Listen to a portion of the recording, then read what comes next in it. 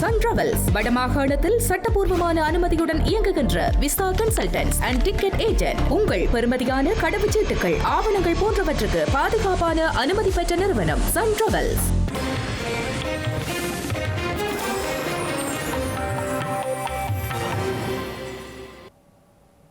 வணக்கம்.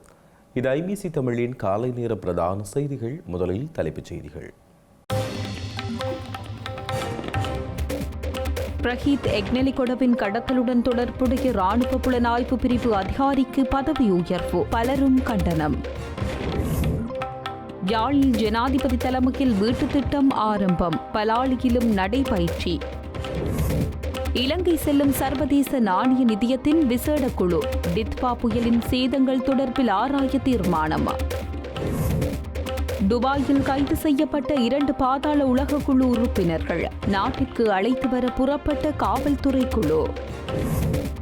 தமிழக மக்களுக்கு 4 வாக்குறுதிகளை வழங்கிய ஸ்டாலின், திருவள்ளுவர் தினத்தை முன்னிட்டு வாக்குறுதி. ட்ரம்பிடம் அமைதிக்கான நோபல் பரிசை வழங்கிய வெனிசுலா எதிர்க்கட்சித் தலைவர், எதிர்ப்பு வெளியிட்ட நோபல் பரிசு குழு. தொடர்வது விரிவான செய்திகள்.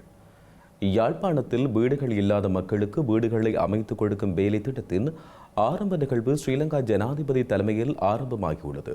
ஸ்ரீலங்கா அரசாங்கத்தின் தமக்கென ஒரு இடம் அழகான வாழ்க்கை என்ற தொனிப்பொருளின் கீழ் நாடு முழுவதும் 31,218 புதிய வீடுகளை நிர்மாணிக்கும் வேலை திட்டம் முன்னெடுக்கப்படுகின்றது. குறித்த வேலை திட்டம் உள்ளிட்ட வடக்கு மற்றும் கிழக்கு மாகாணங்களில் யுத்தத்தினால் இன்னும் வீடுகளின்றியுள்ள 2,500 குடும்பங்களுக்காக வீடுகளை நிர்மாணிக்கும் வேலை திட்டத்தின் ஆரம்ப நிகழ்வு ஜனாதிபதி தலைமையில் யாழ்ப்பாணம் சாவகச்சேரி வீரசிங்க ஆரம்ப பாடசாலை மைதானத்தில் ஆரம்பமாகியுள்ளது. அத்துடன் போதைப்பொருள் அச்சுறுத்தலை ஒழிப்பதற்கான முழு நாடுமே ஒன்றாக தேசிய செயற்பாட்டின் வடமாகாண நிகழ்ச்சி திட்டம் இன்று பிற்பகல் யாழ்ப்பாணம் தொழில்நுட்ப கல்லூரி விளையாட்டு மைதானத்தில் ஜனாதிபதியின் தலைமையில் நடைபெறவுள்ளது. இதேவேளை மொழியை பேசினாலும் எந்த மதத்தை பின்பற்றினாலும் அனைத்து பிரஜைகளும் கௌரவத்துடன் வாழக்கூடிய இனவாதமற்ற தேசிய ஒருமைப்பாடு நிறைந்து வளமான நாட்டை கட்டியெழுப்புவதே அரசாங்கத்தின் நோக்கம் என ஸ்ரீலங்கா ஜனாதிபதி அனுரகுமார் திசாநாயக்க தெரிவித்துள்ளார். யாழ்ப்பாணம் வேலணை ஐயனார்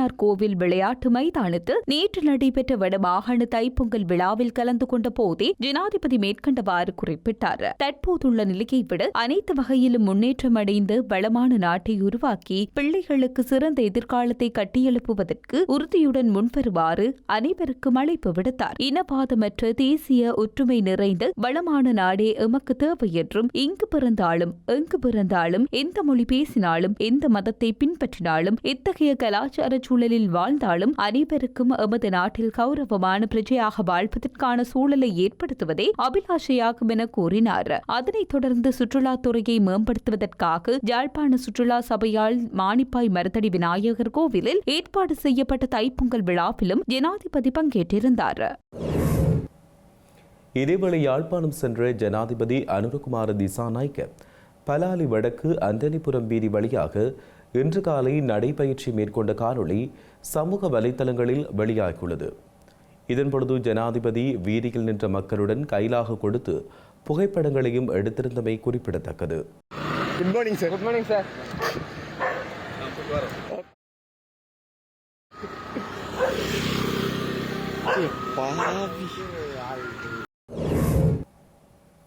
ஊடகவியலாளர் பிரகீத் எக்னெலிகொடவின் கடத்தல் மற்றும் காணாமல் போன சம்பவத்துடன் தொடர்புடைய இராணுவ புலனாய்வு பிரிவு அதிகாரியின் பதவி உயர்வுக்கு சமூக ஆர்வலர்களும் ஊடக சுதந்திர குழுக்களும் எதிர்ப்பு தெரிவித்துள்ளனர். Lieutenant colonel Eranda Ratheesh Peiris brigadier தரத்திற்கு பதவி உயர்த்தப்பட்டமைக்கு கடும் எதிர்ப்புகள் எழுந்துள்ளன. இந்த விடயம் குறித்து எக்னெலிகொடவின் மனைவி சந்தியா எக்னெலிகொட ஜனாதிபதி அனுரகுமார திசாநாயக்கவுக்கு கடிதம் ஒன்றையும் அனுப்பியுள்ளார். 2010ஆம் ஆண்டு தனது கணவர் காணாமல் போன சம்பவம் தொடர்பான குற்றவியல் வழக்கில் லெப்டினன்ட் கேர்னல் எரந்த ரதீஸ் பீரிஸ் ஒரு பிரதிவாதி என்று கூறினார். 2019ஆம் ஆண்டில் சட்டமா அதிபர் அவருக்கு எதிராக கொலை குற்றச்சாட்டு உட்பட 17 குற்றச்சாட்டுகளை தாக்கல் செய்தார் என்றும் குற்றப்புலனாய்வு விசாரணைகளில் அவர் கடத்தலில் நேரடியாக ஈடுபட்டதாக அடையாளம் காணப்பட்டுள்ளதாகவும் சந்தியா எக்னலிகொட ஜனாதிபதிக்கு அனுப்பிய கடிதத்தில் தெரிவிக்கப்பட்டுள்ளது. இத்தகைய கடுமையான குற்றச்சாட்டுகளை எதிர்கொள்ளும் ஒரு அதிகாரிக்கு பதவி உயர்வு வழங்குவது நீதித்துறை செயல்முறையை பாதிக்கும் என்று சந்தியா எக்னலிகொட எச்சரித்துள்ளார். அத்துடன் கடுமையான குற்றங்களில் குற்றம் சாட்டப்பட்ட ஒரு அதிகாரிக்கு உயர் பதவியை வழங்குவதன் மூலம் சாட்சிகளுக்கும் விசாரணை அதிகாரிகளுக்கும் அச்சுறுத்தல் ஏற்படலாம் என அவர் மேலும் தெரிவித்துள்ளார். இலங்கையில் டிட்பா புயலால் ஏற்பட்ட சேதங்களை மதிப்பிடுவதற்காக சர்வதேச நாணய நிதியத்தின் விசேட குழு ஒன்று நாட்டுக்கு விஜயம் செய்ய உள்ளது. இந்த குழு எதிர்வரும் ஜனவரி 22ஆம் தேதி முதல் 28ஆம் தேதி வரை இலங்கையில் தங்கியிருந்து தமது பணிகளை மேற்கொள்ள உள்ளது. டிட்பா புயலால் ஏற்பட்ட சேதத்தை மதிப்பிடுவதற்கும் நாட்டின் விரிவாக்கப்பட்ட நிதி வசதி திட்டத்துக்கான கொள்கை தாக்கங்களை பற்றி விவாதிப்பதற்கும் சர்வதேச நாணய நிதியத்தின் உண்மையை கண்டறியும் குழு இலங்கைக்கு விஜயம் செய்ய உள்ளது. திட்டமிட்ட குற்றச்செயல்களோடு தொடர்புடைய 2 பாதாள உலகக்குழு உறுப்பினர்கள் உள்ளிட்ட 3 துபாயில் கைது செய்யப்பட்டுள்ளனர். இலங்கையில் பல கொலை சம்பவங்கள் தொடர்பாக காவல்துறையினரால் தேடப்பட்டு வந்த 2 முக்கிய பாதாள உலக கும்பல் உறுப்பினர்களும் பல்வேறு மோசடி சம்பவங்களுடன் தொடர்புடைய பெண் ஒருவருமே துபாயில் கைது செய்யப்பட்டுள்ளனர்.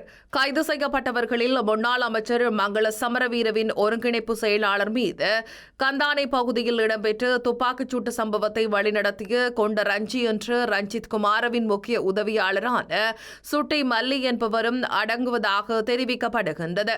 அத்துடன் எல்பிட்டியோவில் இடம்பெற்ற கொலை சம்பவத்துடன் தொடர்புடைய ஊடகர இந்திக்க என்னும் குற்றவாளியின் நெருங்கிய சகா வானா ரவீன் சமிந்த வீரசிங்க எனப்படும் புஞ்சா என்பவரும் கைது செய்யப்பட்டுள்ளதாக தெரிவித்தனர். இவர்களுடன் கைது செய்யப்பட்டுள்ள பெண் இலங்கையில் பல நிதி மோசடி சம்பவங்கள் தொடர்பில் காவல்துறையினரால் தேடப்பட்டு வந்தவர் என்பதும் குறிப்பிடத்தக்கது. சந்தேக நபர்களை இலங்கைக்கு அழைத்து செல்வதற்காக 2 பெண் காவல்துறை உத்தியோகத்தர்கள் உட்பட 6 பேர் கொண்ட காவல்துறை குழுவினர் தற்போது துபாய் நோக்கி பயணித்துள்ளனர். இதேவேளை கொண்ட ரஞ்சி என்பவரும் தமது தடுப்பு காவலில் உள்ளதாக துபாய் அரசு இலங்கையின் குற்றப்புலனாய்வு திணைக்களத்திற்கு அறிவித்துள்ள நிலையில் அவரையும் விரைவில் இலங்கைக்கு அழைத்து வர நடவடிக்கை எடுக்கப்பட்டுள்ளதாக தெரிவிக்கப்படுகிறது. இலங்கைக்கான அமெரிக்க தூதுவர் ஜூலி சங் தன்னுடைய ராஜதந்திர சேவையை நிறைவு செய்துவிட்டு இன்றைய தினம் நாட்டிலிருந்து புறப்பட உள்ளார். 2022ஆம் ஆண்டு பிப்ரவரி மாதம் இலங்கைக்கான அமெரிக்க தூதுவராக பதவியேற்ற ஜூலி சங் அமெரிக்க மற்றும் இலங்கைக்கு இடையிலான ராஜதந்திர உறவுகளின் 75வது ஆண்டு நிறைவு உள்பட 2 நாடுகளுக்கும் இடையிலான இருதரப்பு உறவுகளின் பல முக்கிய மைல்கல்களில் தனது தலைமைத்துவத்தை வழங்கியிருந்தார்.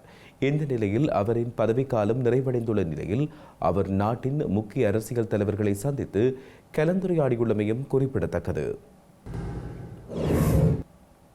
மன்னார் பேசாலை கடற்பரப்பில் நீராடச் சென்ற 4 பேரில் 2 நீரில் மூழ்கி உயிரிழந்துள்ளதோடு ஒருவர் காணாமல் போயுள்ளார். தைப்பொங்கல் பண்டிகையை முன்னிட்டு 4 பேர் பேசாலை கடலில் நீராடுவதற்காக சென்றுள்ளனர். நீராட சென்றவர்களில் 2 உயிரிழந்துள்ளதுடன் மற்ற 2 ஒருவர் நீரில் மூழ்கி காணாமல் போயுள்ளதாக காவல்துறை தெரிவித்துள்ளது. அத்துடன் ஒருவர் மீட்கப்பட்டு மன்னார் மாவட்ட மருத்துவமனையில் அனுமதிக்கப்பட்டுள்ளதுடன் சம்பவம் தொடர்பில் காவல்துறையினர் விசாரணைகளை ஆரம்பித்துள்ளனர்.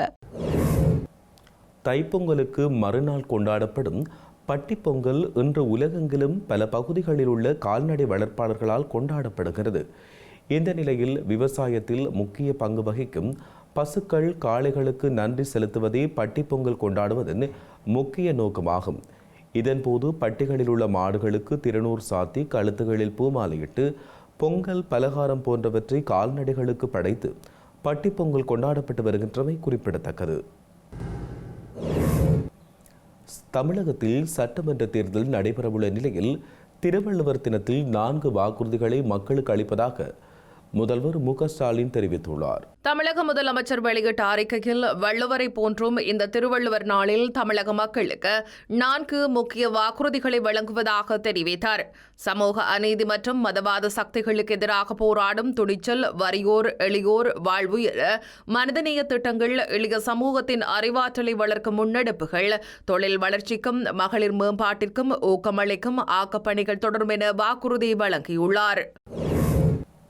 அமெரிக்க ஜனாதிபதி டொனால்ட் ட்ரம்புடன் நடந்த தனிப்பட்ட சந்திப்பில் தமது அமைதிக்கான நோபல் பரிசை வழங்கியதாக வெனிசுலா எதிர்க்கட்சித் தலைவர் மரியா கொரினோ மச்சாடோ தெரிவித்துள்ளார். வெனிசுலா ஜனாதிபதி நிக்கோலஸ் மத்ரோவை அமெரிக்க படைகள் கைது செய்து நாடு கடத்தி போதைப்பொருள் கடத்தல் வழக்கில் அவர் மீது குற்றம் சாட்டப்பட்டுள்ள நிலையில் அந்த நாட்டு எதிர்க்கட்சித் தலைவர் ட்ரம்பை சந்தித்துள்ளார். இந்த சந்திப்பு மிகச் சிறப்பாக அமைந்ததாக குறிப்பிட்ட மச்சாடோ, வெனிசுலா மக்களின் சுதந்திரத்திற்காக ட்ரம்ப் மேற்கொண்ட அர்ப்பணிப்பை அங்கீகரிக்கும் வகையில் இதனை செய்ததாக தெரிவித்துள்ளார். இந்த நடவடிக்கை பரஸ்பர மரியாதையின் அற்புதமான சைகை என்று கூறி ட்ரம்ப் ஒரு சமூக ஊடக பதிவில் தனது நன்றியை தெரிவித்துள்ளார். ட்ரம்புடனான சந்திப்பின் பின்னர் ஊடகங்களுக்கு கருத்து வெளியிட்ட மச்சாடோ தான் அமெரிக்க ஜனாதிபதிக்கு அமைதிக்கான நோபல் பரிசு பதக்கத்தை வழங்கியதாக கூறினார். கடந்த மாதம் மச்சாடோவிற்கு இந்த பரிசு வழங்கப்படுவதற்கு முன்பு ட்ரம்ப் வெளிப்படையாகவே அந்த பரிசிற்காக தனது விருப்பத்தை தெரிவித்திருந்தார். மச்சாடோ தனது பதக்கத்தை ட்ரம்பிற்கு அளித்திருந்த போதிலும் அது நோபல் பரிசு வழங்கலில் விதிமீறலாக பார்க்கப்படுகின்றது. நோபல் பரிசை பெறும் நபர் அதனை வேறொருவருக்கு மாற்றவோ, பகிரவோ அல்லது ரத்து செய்யவோ முடியாது என்று நோர்வே நோபல் நிறுவனம் அறிவித்துள்ளது. செய்திகளின் நிறைவாக மீண்டும் தலைப்புச் செய்திகள். பிரஹீத் எக்னெலிகொடவின் கடத்தலுடன் தொடர்புடைய ராணுவ புலனாய்வு பிரிவு அதிகாரிக்கு பதவி உயர்வு, பலரும் கண்டனம். யாழில் ஜனாதிபதி தலைமையில் வீட்டுத் திட்டம் ஆரம்பம், பலாலியிலும் நடைபயிற்சி. இலங்கை செல்லும் சர்வதேச நாணய நிதியத்தின் விசேட குழு, டித்வா புயலின் சேதங்கள் தொடர்பில் ஆராய தீர்மானம். துபாயில் கைது செய்யப்பட்ட 2 பாதாள உலக குழு உறுப்பினர்கள் நாட்டிற்கு அழைத்து வர புறப்பட்ட காவல்துறை குழு. தமிழக மக்களுக்கு 4 வாக்குறுதிகளை வழங்கிய ஸ்டாலின், திருவள்ளுவர் தினத்தை முன்னிட்டு வாக்குறுதி.